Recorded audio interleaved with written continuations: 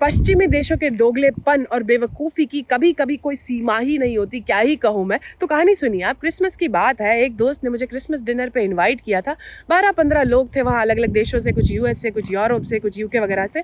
और ऐसे ही बातचीत हो रही थी तो किसी ने बात निकाली कि भाई टिकटॉक पे एक ट्रेंड बहुत वायरल हो रहा है जिसमें बताया जा रहा है कि हाथ से खाना खाना हमारी सेहत के लिए, हमारी बॉडी के लिए फ़ायदेमंद होता है, डाइजेशन के लिए अच्छा है, माइंडफुल ईटिंग होती है।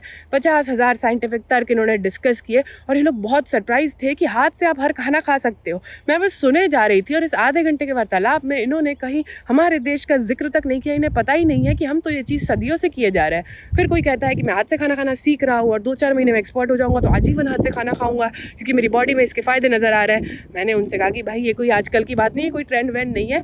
हम लोग पैदा होते से ही हाथ से खाना खाते हैं। हर शख्स हमारे यहाँ पे हमारे देश में हाथ से खाना खाता है। लेकिन स्तंभ हो रह गई मैं ये देख के कि भाई इन्हें पता ही नहीं है। ये लोग एक ट्रेंड से इतने ज़्यादा सरप्राइज हो रहे हैं कि हमारी सभ्यता तो ये चीज़ सदियों से किए जा रही है। और वैसे तो हमारे देश की कोई भी खामी होती है तो ये देश आके चीख चीख के बताने लगते हैं और यहाँ इन्हें जिक्र भी नहीं करना, इन्हें पता ही नहीं है। और दूसरी बात कि भैया तुमने हम पे इतना प्रभाव डाला और कांटे चम्मच से खाने पे मजबूर किया। बड़ी हाथ से खाना खाते थे हम, लेकिन तुमने कहा कि भाई हाथ से खाना खाना तो असभ्य होता है, कांटे चम्मच से खाना चाहिए। इतना कि आज हमारे देश में शायद ही कोई इंसान होगा जो कि कोई ना कोई चीज़ कांटे चम्मच से ना खाता हो। और अब तुम कह रहे हो कि हम हाथ से खाना खाएंगे, हमें कांटे चम्मच पकड़ा के तुम्हें हाथ से खाना खाना है। भाई चाहते क्या हो तुम लोग?